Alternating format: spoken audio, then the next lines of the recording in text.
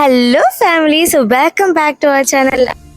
So നമ്മൾ Manali series കഴിഞ്ഞിരിക്കുകയാണ്. ഇപ്പം നമ്മൾ ഉടനെ തന്നെ നമ്മളിപ്പോൾ ഡൽഹിയിലോട്ട് വന്നിരിക്കുകയാണ്. ഇന്ന് രാവിലെ ഏകദേശം ഒരു 8 മണി അടുപ്പിച്ച് 8 o'clock അടുപ്പിച്ച് ഇവിടെ എത്തുകയേ ഉള്ളൂ. അപ്പം നമ്മൾ ഫസ്റ്റ് ഡൽഹിയിൽ വന്നിട്ട് നമ്മൾ പോകാൻ വേണ്ടി ഇരിക്കുന്നത് എവിടെയെന്ന് ചോദിച്ചാൽ കാണാണ്ടി വെച്ചെന്നുണ്ടോ, അതാണ് അക്ഷർധാം ടെമ്പിളാണ് ആദ്യം തന്നെ പോകാൻ വേണ്ടി നമ്മൾ ഇരിക്കുന്നത്. ഇനി നമുക്കിവിടെ 2 ദിവസം കൂടെ നമ്മൾ ഡൽഹിയിലുണ്ട്. സോ മാക്സിമം അല്ലെങ്കിൽ നമ്മളെ കൊണ്ട് പറ്റാവുന്ന രീതിയിലുള്ള എല്ലാം ഫേമസ് സൈറ്റ്സ് ഒക്കെ കാണണമെന്ന് ആഗ്രഹമുണ്ട്. അപ്പം ലെറ്റ്സ് സീ.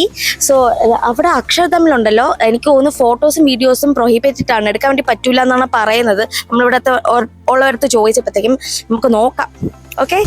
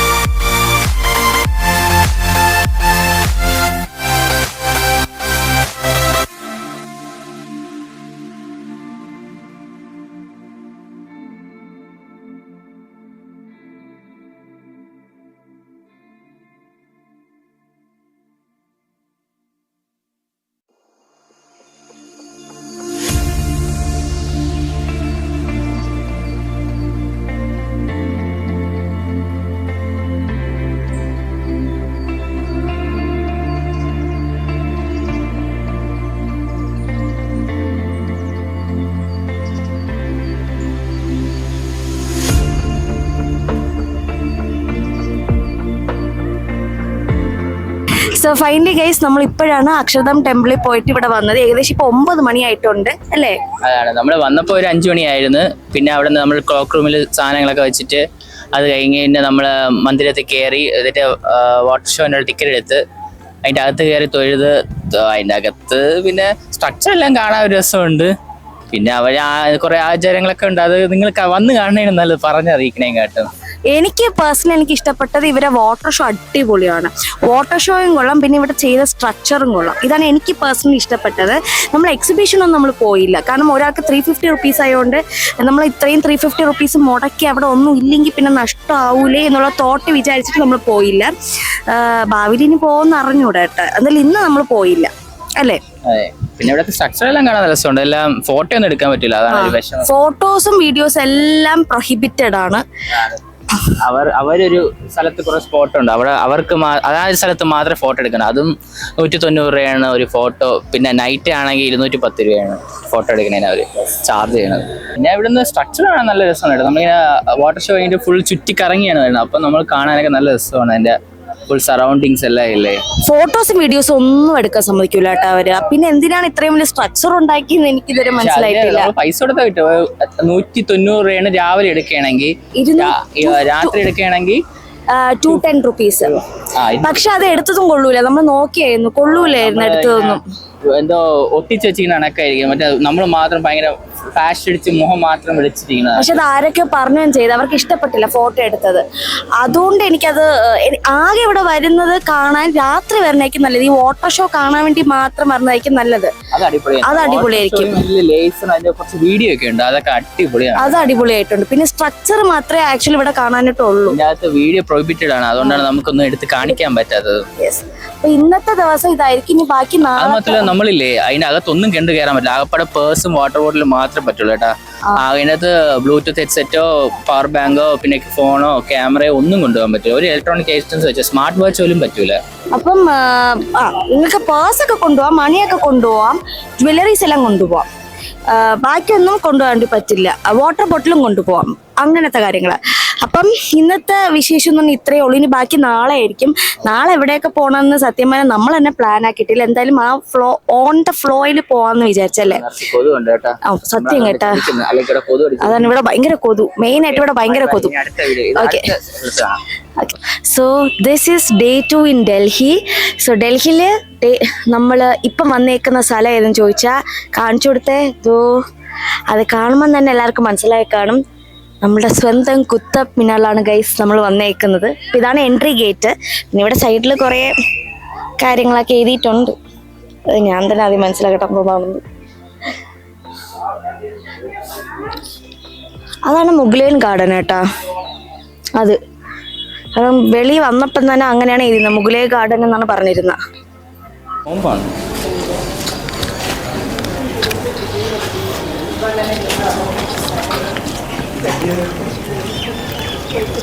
ഇത് ശവകുടീരങ്ങളല്ലേ ഇതെല്ലാം?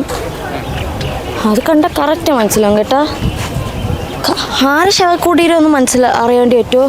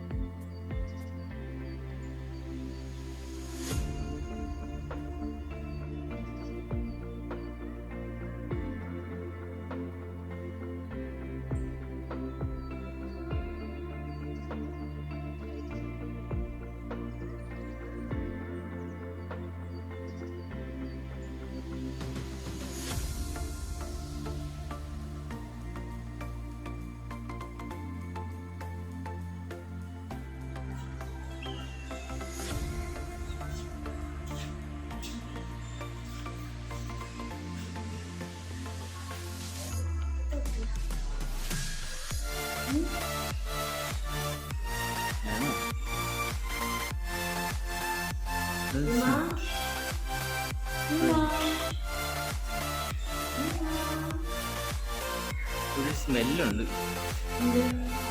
അങ്ങനെ കിടക്കില്ലേ?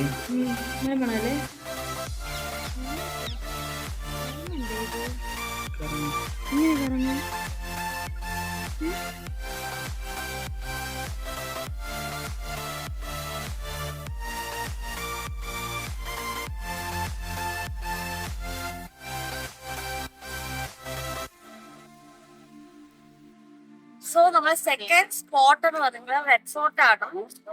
ഭയങ്കര ക്രൗഡാണ് കേട്ടോ. ഭയങ്കര ക്രൗഡ്. അത് മാത്രമല്ല അകത്ത് കയറ്റി വിടുമെന്ന് എനിക്കറിയില്ല. അകത്ത് കയറ്റി വിടുമോ നമ്മൾ നോക്കാം. സോ ഫൈനലി ടിക്കറ്റ് കിട്ടി ഗൈസ്. ഞാൻ വിചാരിച്ചു ടിക്കറ്റ് കിട്ടൂലെന്നാണ് വിചാരിച്ചത്. കാരണം ഏട്ടൻ പന അകത്ത് കയറാൻ വേണ്ടി പറ്റുന്നു. അപ്പം ഞാൻ ഭയങ്കര സങ്കടത്തിലായിരുന്നു ഇരുന്നത്. പക്ഷെ പ്രായത്തിന് ടിക്കറ്റ് കിട്ടി. പക്ഷെ ഒരേ ഒരു ഡിസപ്പോയിൻമെന്റ് എന്ന് പറഞ്ഞാൽ 4 o'clock കഴിഞ്ഞുണ്ട് അവര് മ്യൂസിയം കാണാൻ വേണ്ടി സമ്മതിക്കില്ല. ബാക്കിയുള്ള കാര്യങ്ങൾ മാത്രമേ സമ്മതിക്കുള്ളൂ അല്ലേ. സോ അത് മാത്രം. കാരണം ഇവിടെ വരെ വന്നിട്ട് മ്യൂസിയം കാണാതെ പോണത് ചെറിയൊരു വിഷമം. ഇവിടെ എന്നാലും കുഴപ്പമില്ല, ബാക്കിയുള്ളതൊക്കെ കാണാം.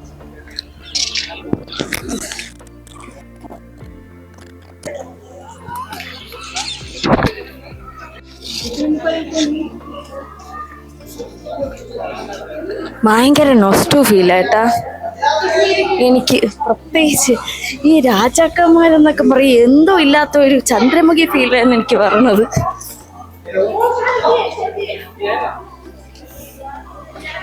പൊട്ടിപ്പൊളിയടേ. ഇവിടെയാണല്ലേ യുദ്ധം വരുമ്പത്തേക്ക് രാജാക്കന്മാര് നിക്കുന്നത്. ഓ ഓപ്ഷൻ തോന്നണ്ട.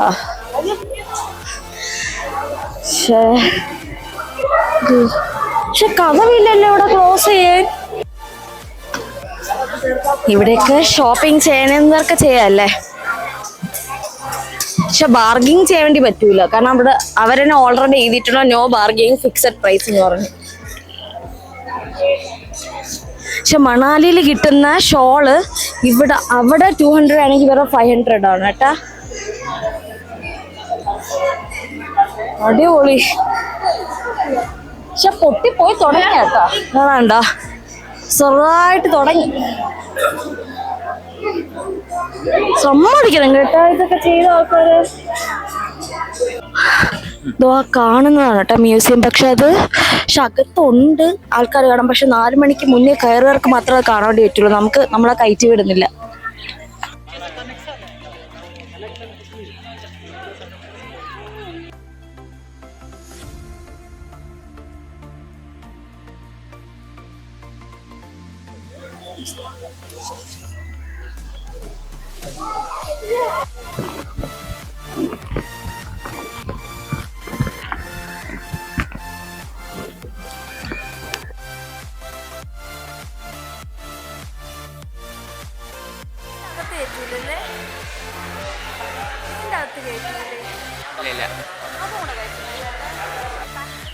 സ്റ്റേജിലാണ് പ്രോഗ്രാം നടക്കുന്നത്. അത് നമ്മൾ ജയ്ഹിന്ദ് ഓൺലൈനിൽ എങ്ങനെയാണ് ബുക്ക് ചെയ്യേണ്ടത്?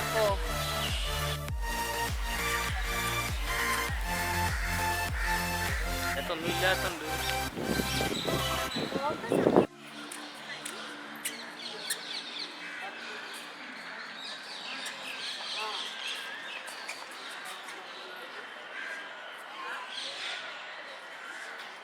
ആൾക്കാരാണെങ്കിൽ പണ്ടത്തെ രാജാക്കന്മാര് കുറെ രാജാക്കന്മാരെ വിളിക്കുമല്ലോ, അല്ലെങ്കിൽ രാജാക്കന്മാരെ കാണാൻ വേണ്ടി വരില്ലേ. അത് ഇവിടെ ഇരുന്നാണ് എല്ലാം ചെയ്യുന്നല്ലേ, സംസാരിക്കണത്. കല്യാണമൊക്കെ ആലോചിക്കുന്ന ഇവിടെ നിന്നായി. അങ്ങനെ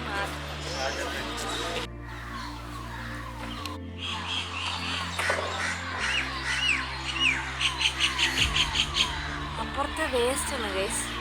സത്യം പറഞ്ഞാൽ കുറെ ഏക്കർ കണക്ക് നടക്കാനാണ് ഉള്ളത്. സത്യം പറഞ്ഞാൽ ജോഗിങ്ങിനൊക്കെ വരികയാണെങ്കിൽ സൂപ്പർ സ്ഥലമാണ്. കാരണം അവർ പോയേണ്ട സ്ഥലത്തെല്ലാം അവർ ലോക്ക് ചെയ്ത് വെച്ചിട്ടുണ്ട്. വെറുതെ നമ്മൾ ഇവിടെ കൂടെ ഇങ്ങനെ വട്ടം ചുറ്റി നടക്കണം. ഈ എക്സസൈസ് അതെ, കാല് മൊത്തം കഴിച്ചിട്ട് പോയി. ഒന്നും കാണാനില്ലേ, സ്ട്രക്ചറൊക്കെ മാത്രമേ കാണാൻ ഉള്ളൂ. അല്ലാതെ അകത്തൊന്നും അവർ ഫുൾ ലോക്ക് ചെയ്തിട്ടുണ്ട്. ഞാൻ സത്യം പറഞ്ഞാൽ തേപ്പാണ്. Not feeling well. So she said to her husband, I mean to Shah Jahan, maybe after this issue, I will die. What we will do for our memory is special here. So those persons born in this world, they remembered our love, they can't forget our love. She died on 17th June in 1631. So Shah Jahan laid the foundation of the Taj Mahal in 1631 to 1653.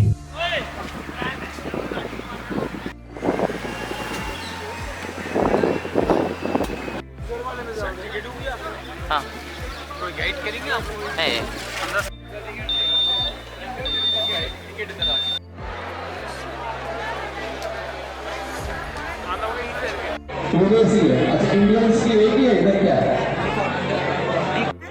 ആയില്ലല്ലേ?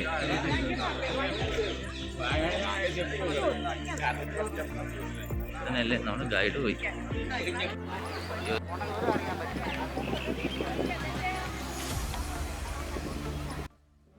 Albert, take this morning prayer. You are welcome in the garden of paradise. Okay.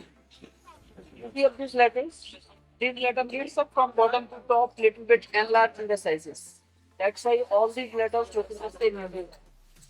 Not bigger, not small. Easy to read from distance. 11 domes of marble, top of the base this side, 11 another side. These domes represent Taj Mahal construction to 22 years by 20,000 labor. I explained to you already. Three types of Shahjahan, so the white dome is there for Fatehpur Begum. Another white dome on the eastern gate, backside of those for Sarahi Begum.